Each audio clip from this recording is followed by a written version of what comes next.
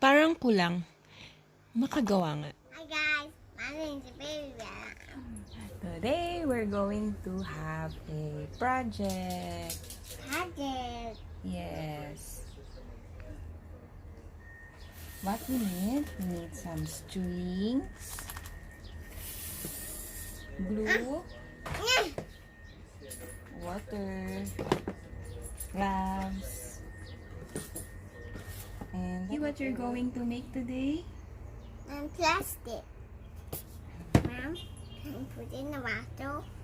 Yes, we're going to put in the water, but first, we should prepare the materials, anak. Huh?